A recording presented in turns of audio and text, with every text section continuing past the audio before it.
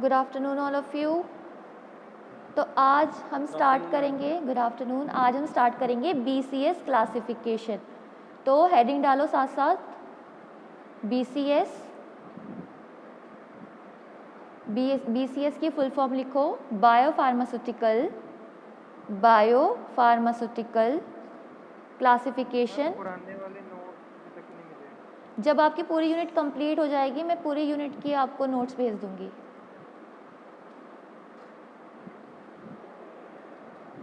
BCS की full form biopharmaceutical classification system. बहुत important topic है, इससे आपका एक दो क्वेश्चंस तो पूछ ही लेते हैं, तो इसको इंपॉर्टेंट मार्क कर लेना। BCS, इसका इंट्रोडक्शन लिखो, introduction. Biopharmaceutical classification system, biopharmaceutical classification system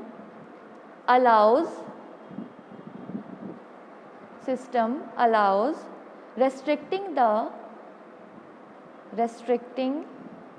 the prediction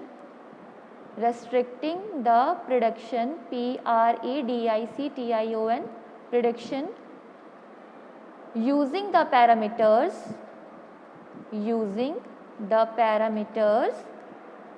solubility and intestinal permeability, Next point, the tenets of tenets मतलब principle, tenets of biopharmaceutics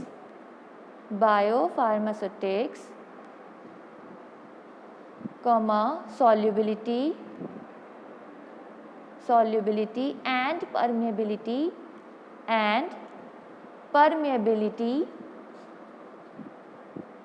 are of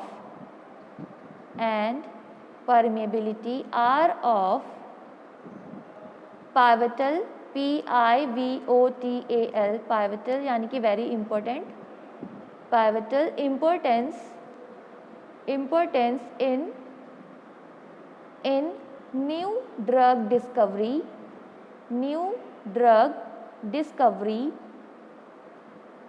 and lead optimization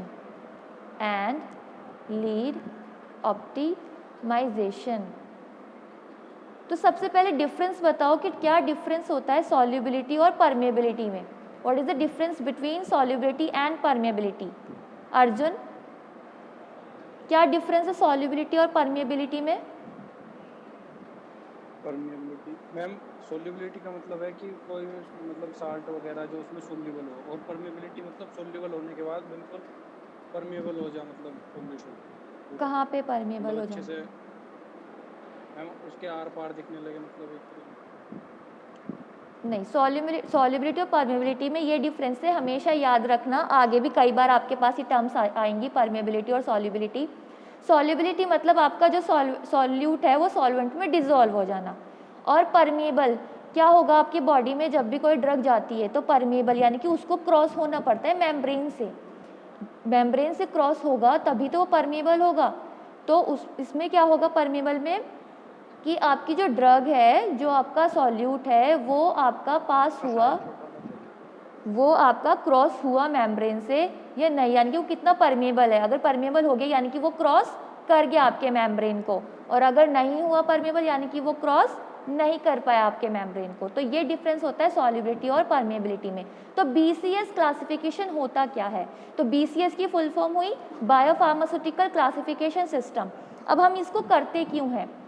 ये हम इसलिए करते हैं, पहली बात तो आपको ध्यान रखना है, ये दो चीज़ों पे डिपेंड करेगा, सॉल्युबिलिटी और परमेबिलिटी पे, यानी कि आपके ड्रग की सॉल्युबिलिटी कितनी है, ड्रग की परमेबिलिटी कितनी है, इस पर डिपेंड करेगा। इससे हम ये जान सकते हैं कि आपकी जो ड्रग है, अगर वो सॉल्युबिलिटी, ये आपकी 4 क्लासेस में डिवाइड होता है, मैं आपको अभी एक टेबल बनवाऊंगी, 4 क्लासेस में डिवाइड होता है, जिसमें आपका ये देखा जाता है कि आपकी ड्रग अगर सॉल्युबल है क्योंकि ज़रूरी नहीं है अगर आपकी ड्रग सॉल्युबल है, अगर उसकी सॉल्युबिलिटी हाई है तो उसकी परमेबिलिटी भी हाई हो, ये ज़रूरी नहीं है। अगर उसकी सॉल्युबिलिटी हाई हो तो उसकी परमेबिलिटी हाई होना ज़रूरी नहीं है। बट जो आपकी ड्रग है, ड्रग की जो बायो अवेलेबिलिटी है, यानी कि जो उसका इफेक्ट जो शो होगा बॉडी पे, वो किस पे डिपेंड करेगा? क्योंकि अगर वो सॉल्युबल तो हो गई बट वो परमेबल तो हो ही नहीं पाई, वो क्रॉस ही नहीं कर पाई मेम्ब्रेन को।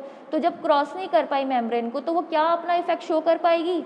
नहीं। तो इसके लिए हमें ये दो चीज़ें ज़रूरी पता होनी चाहिए कि आपकी ड्रग सॉल्युबल है या नहीं और परमेबल है या नहीं। इन दो चीज़ों से हम ये पता कर सकते हैं आपकी जो ड्रग है वो इफ़ेक्टिव, जो आपकी बायोअवेलेबिलिटी है वो कैसी होगी।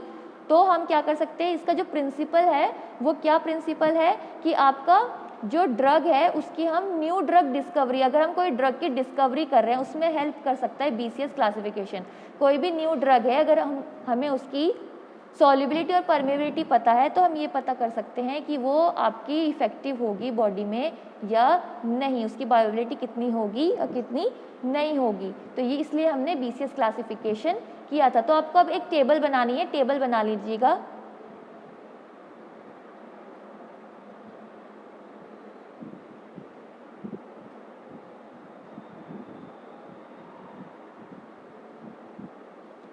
शो हो रही है? शो हुई आपको table? Class? Yes ma'am, yes ma'am. तो ये आपके 4 क्लासेस में डिवाइड है, class first, class 2, class third और क्लास फोर्थ। तो ये आपको टेबल बनानी है, इसमें आपको के कॉलम्स बनेंगे, 5 कॉलम्स बनेंगे, 5 कॉलम्स बनेंगे। फर्स्ट में है क्लास, सेकंड में है सॉल्युबिलिटी, थर्ड है परमेबिलिटी, फिर है डिसोल्यूशन और फिर एग्जाम्पल्स। फर्स्ट कॉलम में आएगा क्लास, सेकंड में सॉल्युबिलिटी, पहले क्लास लिख लीजिए, class first, second, third, fourth.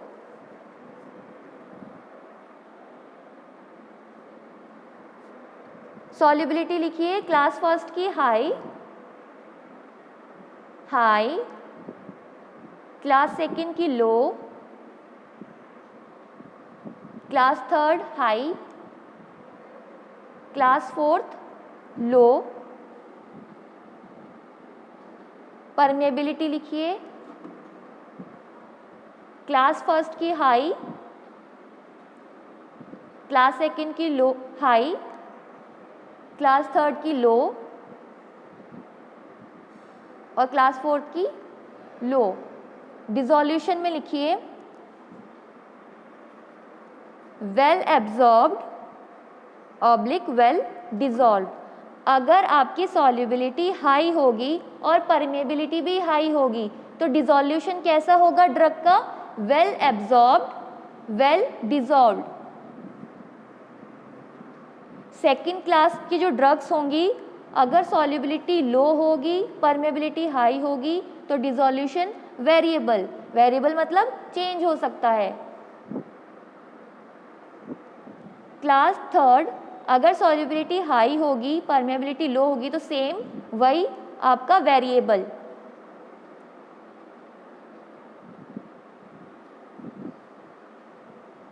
और लास्ट क्लास में अगर सॉल्युबिलिटी भी लो है, परमेबिलिटी भी लो है तो डिसोल्यूशन कैसा होगा? पुअरली एब्जॉर्ब, क्योंकि सॉल्युबिलिटी भी लो है और परमेबिलिटी भी लो है तो dissolution poorly absorbed.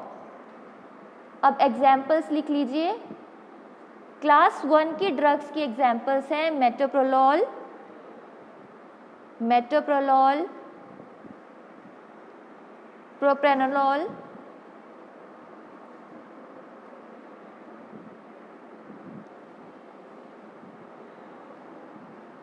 Next class की ड्रग्स है निफिडिपिन, नेप्रोक्सिन, निफिडिपिन, नेप्रोक्सिन।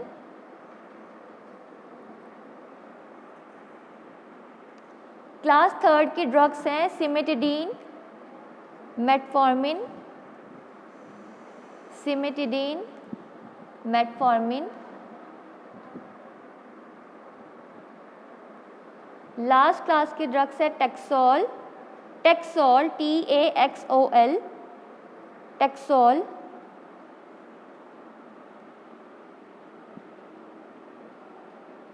टेक्सोल को हम कैंसर में यूज करते हैं,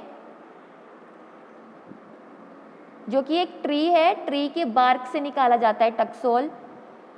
सेकेंड एग्जाम्पल है क्लोरथायाजोल, CLORTHIAZOLE। क्लोरथायाजोल एंटी हाइपरटेंसिव ड्रग है। बन गई टेबल?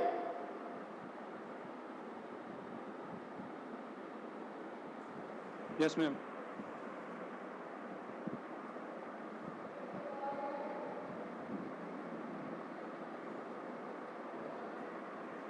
तो इस टेबल से आपको क्या समझ में आया कि अगर क्लास में, फर्स्ट क्लास में अगर सॉल्युबिलिटी हाई है, अगर सॉल्युबिलिटी हाई है, परमिलेबिलिटी भी हाई है, तो आपका जो ड्रग है वो कैसा होगा? वेल एब्जॉर्ब्ड होगा, वेल डिजॉल्व होगा, यानी कि इजीली एब्जॉर्ब्ड हो जाएगा, इजीली डिजॉल्व हो जाएगा और अपना इफेक्ट भी जल्दी शो कर देगा। बट अगर क्लास सेकंड में क्या है? लो है सॉल्युबिलिटी और परमेबिलिटी है हाई। अगर सॉल्युबिलिटी लो है, परमेबिलिटी हाई है, तो वेरिएबल यानी कि चेंज हो सकता है, वो एब्जॉर्ब्ड हो भी सकता है, वेल एब्जॉर्ब्ड हो भी सकता है या नहीं भी। और क्लास थर्ड में भी सेम एज इट इज़, अगर सॉल्युबिलिटी हाई है, परमेबिलिटी लो है, तो डिसोल्यूशन वेरिएबल करेगा। और अगर लास्ट में जो है, अगर सॉल्युबिलिटी भी लो है, परमेबिलिटी भी लो है, तो डिसोल्यूशन आपका कैसा होगा? पुअरली एब्जॉर्ब्ड होगा। तो शायद आपको याद भी हो गई होगी ये टेबल, कोई इतनी हार्ड नहीं है। याद हो गई? दीपांशु, देवांशु, अर्जुन, याद भी हो गई होगी साथ के साथ। अगर सॉल्युबिलिटी हाई है, परमेबिलिटी हाई है, तो खुद सोचो अगर दोनों ही चीज़ हाई है तो डिसोल्यूशन कैसा होगा? पहले तो ये बताओ डिसोल्यूशन होता क्या है देवांशु? मैम जैसे हमने सोल्यूट को हम सॉल्वेंट में डाल दिया तो हम अच्छे से वो घुल जाएगा। अगर वो अच्छा डिसोल्यूशन होगी, जैसे हम नमक है उसकी डिसोल्यूशन पावर अच्छी होती है, और वही अगर मिट्टी डाल देंगे तो वो अच्छे से डिसॉल्व नहीं होती, वो नीचे जाके प्रेसिपिटेशन। अच्छा, अगर आपसे कोई डिफरेंस पूछ ले डिसइंटीग्रेशन में और डिसोल्यूशन में, दो टर्म्स होती हैं डिसइंटीग्रेशन और डिसोल्यूशन, इसमें अगर कोई डिफरेंस पूछ ले तो क्या डिफरेंस है डिसइंटीग्रेशन और डिसोल्यूशन में?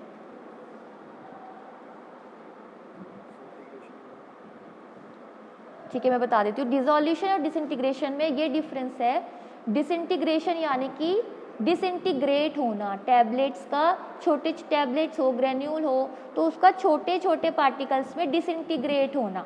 तो अगर टैबलेट है आपकी, अगर हमें उसका डिसइंटीग्रेशन देखना है तो कैसे देखेंगे? आपका एक इक्विपमेंट आता है, तो उसमें क्या करेंगे? डिसइंटीग्रेशन टेस्ट एपरेटस में आपकी टैबलेट्स को डिसइंटीग्रेट करेंगे, यानी कि जब हम उसको पानी के अंदर क्या करेंगे? उसको मूवमेंट उसका कराएंगे, तो टैबलेट जब पूरी तरीके से ब्रेक हो जाए, पूरी तरीके से वो डिसइंटीग्रेट हो जाए, तो वो उसका डिसइंटीग्रेशन है। तो ऐसे ही वो बॉडी में जा करके जब टैबलेट टूट जाएगी, डिसइंटीग्रेट होएगी, वो होगा डिसइंटीग्रेशन। और डिसोल्यूशन यानी कि जब वो पूरा प्रॉपर तरीके से एक सॉल्यूशन बन जाए बॉडी के अंदर जा करके, आपकी जो टैबलेट है पहले जब टूटेगी वो उसका डिसइंटीग्रेशन होगा, जब टूटने के बाद वो पूरा एक सॉल्यूशन फॉर्म में चली जाएगी, आपके ब्लड में चली जाएगी, वो है उसका डिसोल्यूशन, यानी कि आपके ब्लड स्ट्रीम तक पहुंचना इज डिसोल्यूशन। तो अगर सॉल्युबिलिटी आपकी हाई है, खुद सोचो अगर सॉल्युबिलिटी हाई है, परमेबिलिटी भी हाई है, दोनों ही चीज़ हाई है, तो प्रॉब्लम क्या आएगी उसको? ड्रग को कोई भी प्रॉब्लम नहीं, वो वेल एब्जॉर्ब्ड हो जाएगी, वेल डिजॉल्व हो जाएगी बॉडी में। और अगर सॉल्युबिलिटी लो है, परमेबिलिटी हाई है, तो वेरिएबल कर सकती है। सॉल्युबिलिटी हाई हुई, परमेबिलिटी लो हुई, तो भी वेरिएबल कर सकती है। अगर एक चीज़ दोनों में से लो हुई तो वेरिएबल कर सकती है, और दोनों ही लो होगी तो क्या होगा? पुअरली एब्जॉर्ब्ड हो जाएगी। तो ये आपका BCS क्लासिफिकेशन की टेबल है। अगर आपके पास कोई भी क्वेश्चन आता है BCS क्लासिफिकेशन का, तो ये टेबल आपको बनानी ही बनानी है। अब नेक्स्ट इसमें है पर्पस, कि आपका पर्पस क्या है BCS का। पर्पस आपका इसलिए है कि अगर कभी कभी आपके ड्रग्स जो होती हैं, हम क्या कर सकते हैं? इन वाइवो स्टडीज़ नहीं कर सकते। इन वाइवो स्टडीज़ यानी कि बॉडी के अंदर, यानी कि क्लिनिकल स्टडी नहीं कर पाते हैं कभी कभी ड्रग्स की, तो हम इन विट्रो कर लेते हैं। इन विट्रो इन वाइवो में डिफरेंस है। इन विट्रो मीन्स ग्लास, यानी कि लैब में जो टेस्टिंग हो रही है वो विट्रो हो रही है, और अगर हम बॉडी के अंदर कर रहे हैं तो वो इन वाइवो हो रही है।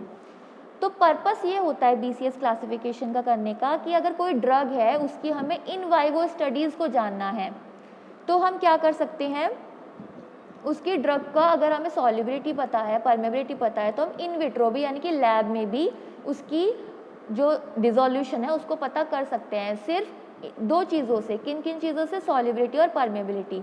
अगर हमें ड्रग की परमेबिलिटी और सॉल्युबिलिटी पता लग जाए तो हम ये पता कर सकते हैं कि उसका डिसोल्यूशन कैसा होगा। तो अब नेक्स्ट हेडिंग डालो, criteria for BCS, criteria for BCS ma'am purpose based, जो है ना अपने purpose of BCS। Purpose of BCS guidance. चलो ये लिख लो, पर्पस एक्सपेंड्स द, पर्पस लिखो, expends the regulatory application, expends the regulatory application of the BCS,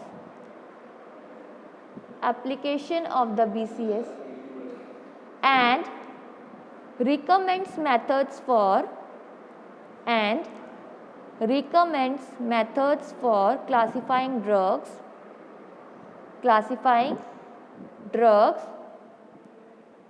Next point, explains when a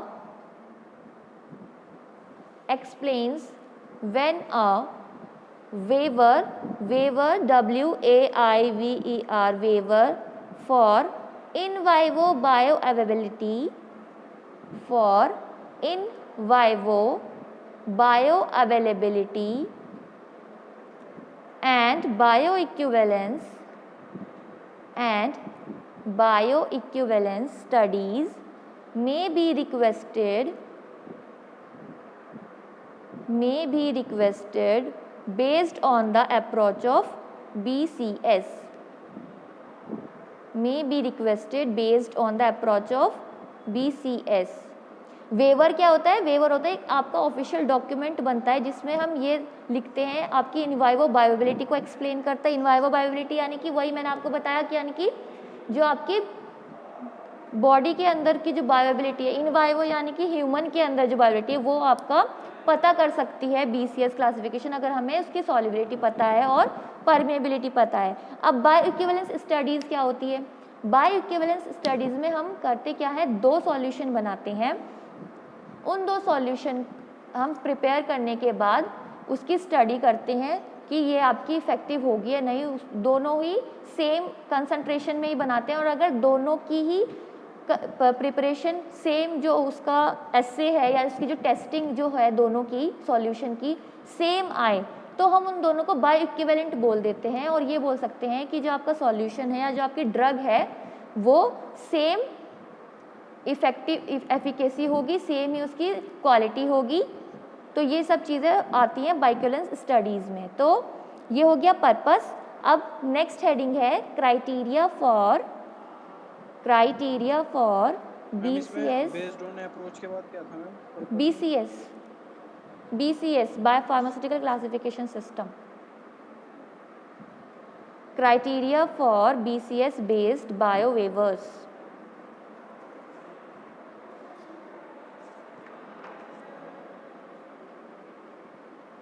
इसमें लिखो, bio waivers are based on the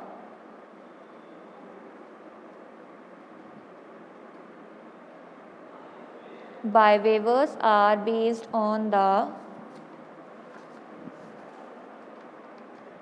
बायोवेवर्स क्या होता है? Biowaivers में हम क्या करते हैं कि बायोइक्विवेलेंट स्टडी करते हैं। बायोइक्विवेलेंट स्टडी करने के बाद, बायोइक्विवेलेंट स्टडी वही आपके 2 सॉल्यूशन बना करके उनकी स्टडी की जाती है, और ये देखा जाता है कि इन वाइवो में भी उसका सेम ऐसे ही होगा या नहीं होगा। यानी कि इन विट्रो टेस्टिंग करके वो क्या कर देते हैं, इन विट्रो टेस्टिंग को देख करके ये बता सकते हैं कि ये इन वाइवो में भी यही इसकी एफिकेसी होगी ड्रग की। तो इसमें क्या करते हैं, बायोइक्विवेलेंट स्टडीज़ की जाती है बायोवेवर्स में।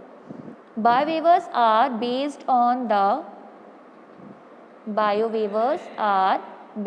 On the biopharmaceutical classification, bracket में लिखो BCS,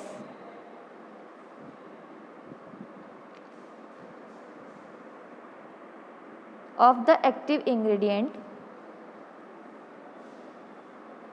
Biowaivers are based on the biopharmaceutics classification system bracket में BCS of the active ingredient.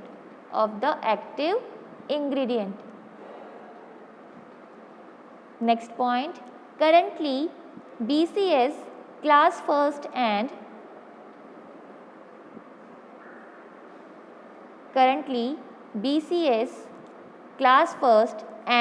some class third compounds are currently BCS class first and some class third compounds are eligible for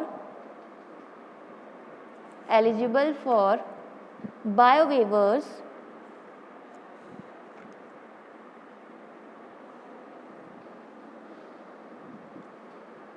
Next point, the drug substance should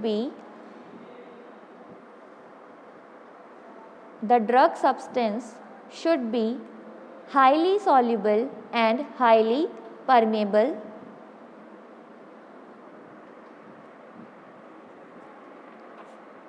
Highly soluble and highly permeable.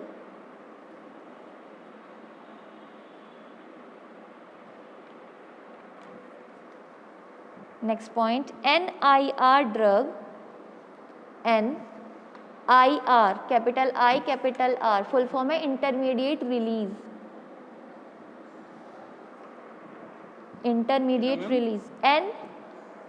ANN लिखो पहले, फिर है IR, intermediate release.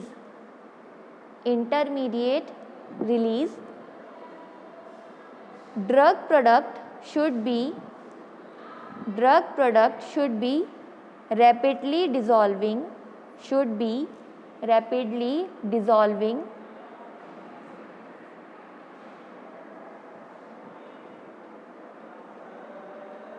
Next point, the drug should not be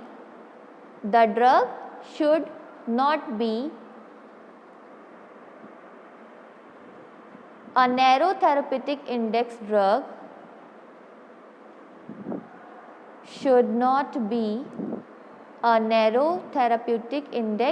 drug. Next point, excipients used in the dosage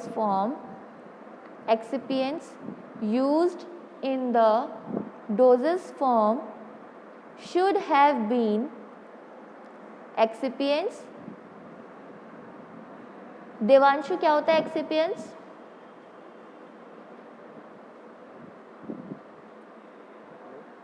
हाँ बताओ. दोबारा बोलना एक बार. Expectant या एक्सपेक्टोरेंट? एक्सिपिएंट्स.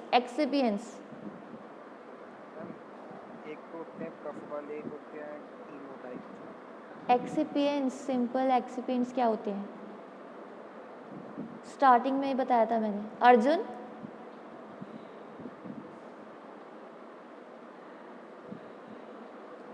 हेलो, एक्सिपिएंट्स क्या होते हैं? मैम एक सब्सटेंस होते हैं ड्रग के शुगर और गम टाइप के, कुछ ऐसा ही बताया था. एक्सिपिएंट्स होते हैं अदर देन एपीआई, यानी कि जो एक्टिव से अलग जो आपके सब ड्रग्स हैं, जो आपके एक्टिव ड्रग से अलग जो सब्सटेंस यूज होते हैं, मटेरियल्स यूज होते हैं, उनको एक्सिपिएंट्स बोलते हैं, जिन्हें हम एडिटिव्स. हाँ, ये सब एक्सिपिएंट्स होते हैं, जिन्हें हम एडिटिव्स भी बोल देते हैं. एडिटिव्स यानी कि ऐड करना, यानी कि जो एक्टिव से अलग जो भी डले होंगे आपके टैबलेट के अंदर, कैप्सूल के अंदर, एपीआई से अलग, एक्टिव फार्मास्यूटिकल इंग्रेडिएंट से अलग जितने भी होंगे, वो सब हम एक्सिपिएंट्स बोलते हैं. उनको एक्सिपिएंट्स बोल देते हैं या फिर एडिटिव्स बोल देते हैं. एक्सिपिएंट्स मैम जिससे डोज को उसका ड्रग का वो टेस्ट अच्छा हो जाए, कुछ भी, जैसे अगर आपको टेस्ट बढ़ाना है, उसका फ्लेवर बढ़ाना है, या उसका बल्क बढ़ाना है, कलर डालना है, बहुत सारी चीज़ होती है. प्रिजर्वेटिव्स होते हैं, डाइल्यूएंट्स होते हैं, ग्लाइडेंट्स होते हैं. फ्लो प्रॉपर्टी को बढ़ाते हैं हम, ग्लाइडेंट्स ऐड करते हैं. तो जो भी अलग, जिसका अलग काम है, जिसका कोई एक्टिव कोई इंग्रेडिएंट नहीं है, यानी कि जिसका बॉडी के अंदर कोई काम नहीं है, जिसका काम सिर्फ टैबलेट को या तो जोड़ने का काम है, या उसका फ्लेवर उसमें ऐड करने का काम है, ये सब काम जो है ये एक्सिपिएंट्स का होता है। Excipients used in the doses form should have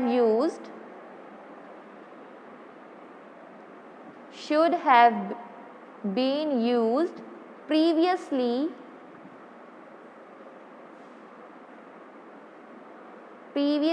in FDA approved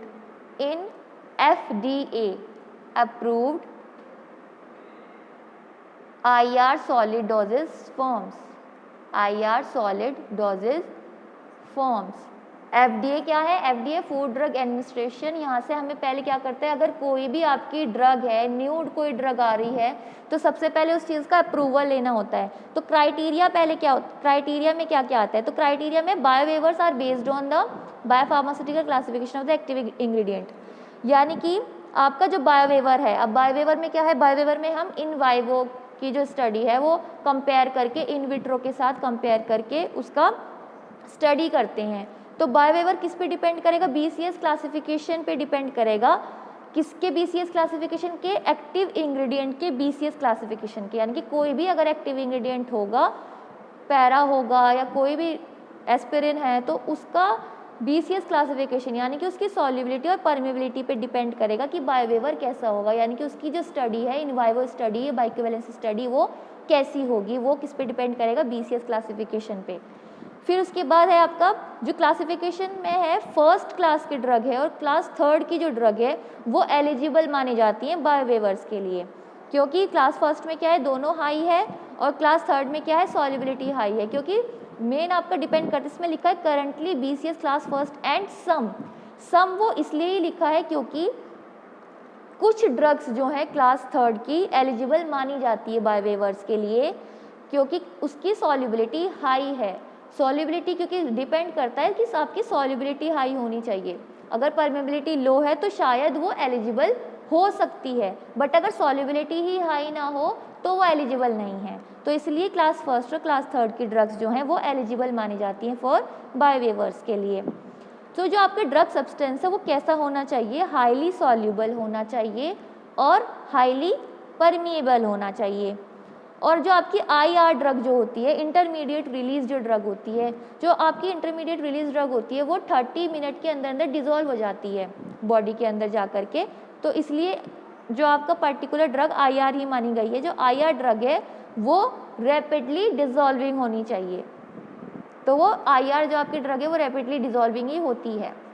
जो आपका ड्रग है वो नैरो थेरेपेटिक इंडेक्स ड्रग नहीं होनी चाहिए, यानी कि जो उसका थेरेपेटिक इंडेक्स होता है वो नैरो नहीं होना चाहिए, ब्रॉड होना चाहिए। और जो आपके एक्सिपिएंट्स हैं जो हम डोजेस फॉर्म के लिए यूज़ कर रहे हैं बनाने के लिए, वो FDA अप्रूव्ड होने चाहिए, फूड ड्रग एडमिनिस्ट्रेशन से अप्रूव्ड होने चाहिए। फिर आता है आपकी, ये हो गया आपका क्राइटेरिया। तो फैक्टर्स अफेक्टिंग ऑन BCS, ये मैं आपको समझा देती हूँ, नोट्स में आपको दूंगी ही। तो आपके जो फैक्टर्स हैं, तो कौन कौन से फैक्टर्स हैं जो अफेक्ट करते हैं BCS को? तो वो है आपकी सॉल्युबिलिटी, परमेबिलिटी और डिसोल्यूशन। ये 3 फैक्टर्स हैं जो अफेक्ट करते हैं BCS को। कौन कौन से? सॉल्युबिलिटी, परमेबिलिटी और डिसोल्यूशन। इन 3 से आपका फैक्टर्स अफेक्ट कर सकता है BCS का। फिर आपका आता है, ये हो गए क्लास फर्स्ट, सेकंड, थर्ड। फिर आते हैं आपके एप्लीकेशंस। एप्लीकेशंस लिख लीजिए, एप्लीकेशंस। फर्स्ट एप्लीकेशन है, हाँ बोलो अर्जुन। मैम BCS तो मैम एक सिस्टम है बस ओनली क्लासिफाई करने के लिए, तो उसे कोई चीज़ कैसे इफेक्ट कर सकते हैं, मतलब एक तरीके से?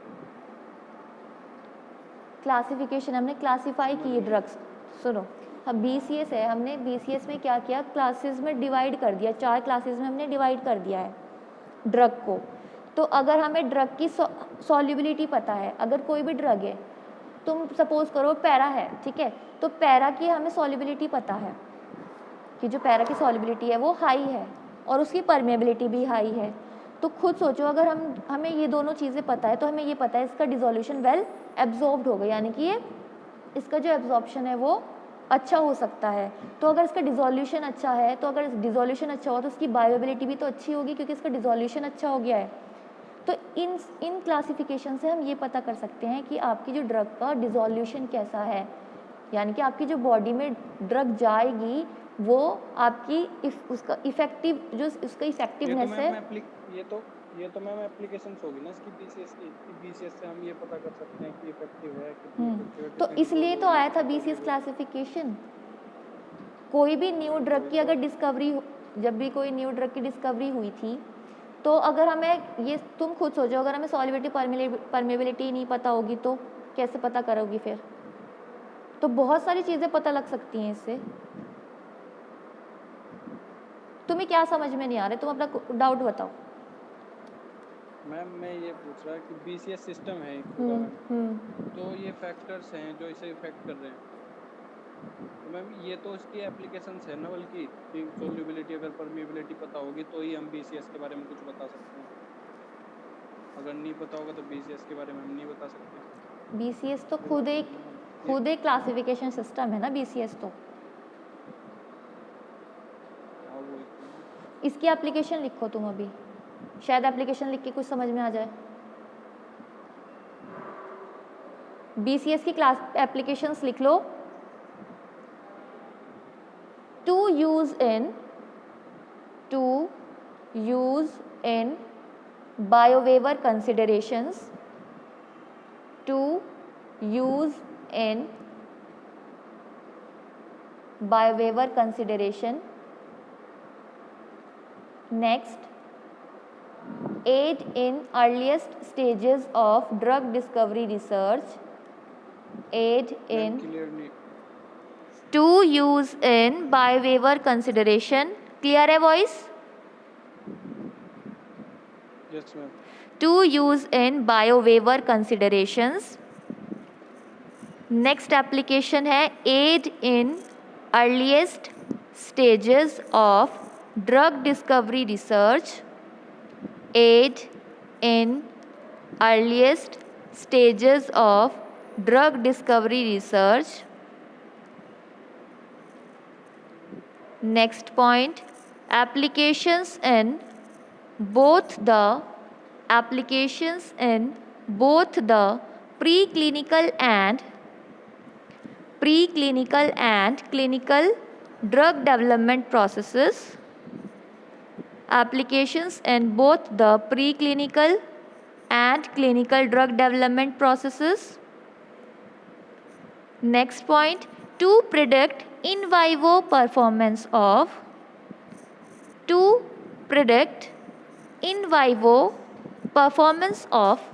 drug product using solubility and permeability measurements.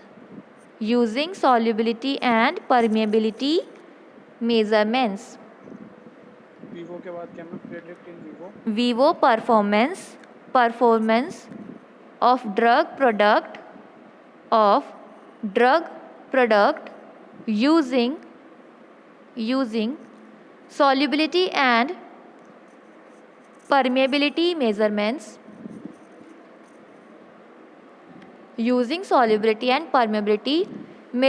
तो क्या क्या एप्लीकेशंस हो सकती हैं बीसीएस क्लासिफिकेशन के to use in biowaiver consideration? अगर हमें क्या कर सकते हैं, इसमें बायोवेवर की कंसिडरेशन कर सकते हैं। बायोवेवर क्या था कि हम क्या कर सकते हैं, इन वाइवो स्टडी कर सकते हैं, बायोइक्विवेलेंस स्टडीज़ कर सकते हैं, और aid in early stages of drug discovery research. अगर हम किसी ड्रग की डिस्कवरी रिसर्च कर रहे हैं तो भी ये हेल्पफुल है। और अगर ये प्री क्लिनिकल और clinical drug development, pre clinical यानी कि जब ह्यूमन पे हम कोई ड्रग की टेस्टिंग नहीं करते, उससे पहले जो लैब में करते हैं, प्री क्लिनिकल भी ये हेल्पफुल हो सकती है और क्लिनिकल भी हेल्पफुल हो सकती है। और लास्ट है to predict in vivo performance of drug product. Predict मतलब यानी कि जो इन वाइवो परफॉर्मेंस है, अगर हम किसी ड्रग की ह्यूमन पे नहीं अगर कर सकते हैं टेस्टिंग, ह्यूमन पे यानी कि इन वाइवो नहीं कर सकते हैं, तो हम सिर्फ सॉल्युबिलिटी और परमेबिलिटी को मेज़र करके प्रिडिक्ट कर सकते हैं प्रिडिक्शन कर सकते हैं कि हाँ इसकी जो इन वाइवो स्टडी है वो इस तरीके की हो सकती है। वो ज़रूरी नहीं है कि जो रिज़ल्ट होगा वो 100% श्योर ही होगा कि हाँ इसका जो इन वाइवो स्टडी है वो ऐसी ही हो। इसमें लिखा है प्रिडिक्ट करना, वो सिर्फ प्रिडिक्ट करेगा, प्रिडिक्शन करेगा कि हाँ इन वाइवो स्टडी सॉल्युबिलिटी अगर हमें पता है और परमेबिलिटी पता है तो हम इससे ही पता कर सकते हैं कि जो आपकी ड्रग है वो बॉडी में डिसोल्यूशन उसका कैसा होगा। ये सिर्फ हम कर सकते हैं, सिर्फ प्रिडिक्ट कर सकते हैं इन वाइवो स्टडी। ये पूरा 100% श्योरिटी नहीं है कि हाँ कि हम इन वाइवो ही इसका जितना हमारा रिजल्ट इन विट्रो आ रहा है वो इन वाइवो में भी इतना ही आएगा। तो ये एप्लीकेशंस है। अर्जुन अब कोई डाउट है? किसी को भी कोई डाउट है वो पूछ सकता है। अभी अब हमारा सिग्निफिकेंस बचा है BCS का, वो नेक्स्ट क्लास में मैं बताऊंगी। अभी हम इतना ही रखते हैं। अभी किसी को डाउट है वो पूछ सकते हो। अर्जुन कोई डाउट है पूछो। मैम समझ ही नहीं आया मैम अभी सही से। क्या समझ में नहीं आया है?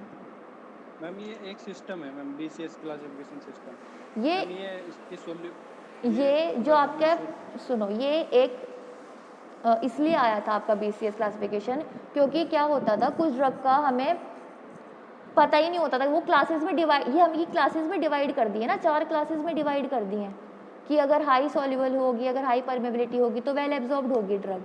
तो क्लासेस में डिवाइड कर दिया है। तो उसकी हेल्प से हम क्या कर सकते हैं, प्रिडिक्ट कर सकते हैं इन वाइवो स्टडी। तुम्हें क्या समझ में नहीं आ रहा है? तुम्हारा डाउट ही अभी मेरे को क्लियर नहीं है। और किसी को कोई डाउट है? और किसी को कोई डाउट है?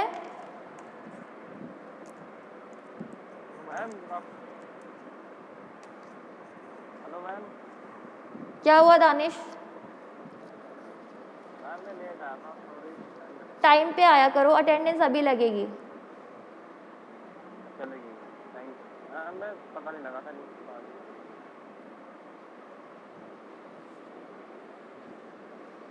अंकित अटेंडेंस बोल दो सब। Ankit, Arjun, present ma'am. Baburam, Bhavya, Chandan, Danish, yes ma'am. Deepak, Devanshu, present ma'am.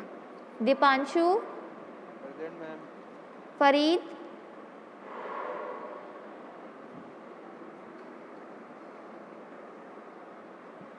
गौरव, हर्ष, प्रेजेंट मैम।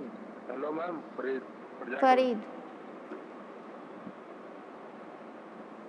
जिशान, कार्तिक,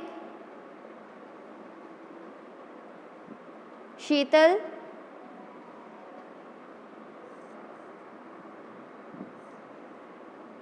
महर्षि, yes ma'am. Mayank, Adil, yes ma'am. Yes ma'am.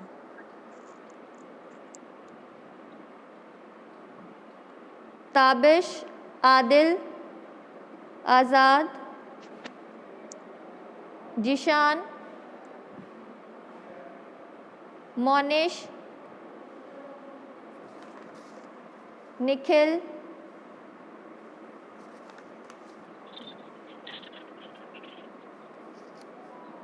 Paramjit, yes ma'am. Ramkumar, Rohit, Shakib, yes ma'am. Saqib ma'am. Okay, Shivam, Shweta, Sumaiya, Suraj, Tarun, Tushar, Vishal, Nitin, yes ma'am. Nitin. तुम्हारी फर्स्ट क्लास है आज? Yes ma'am. समझ में आया आज जो पढ़ाया है?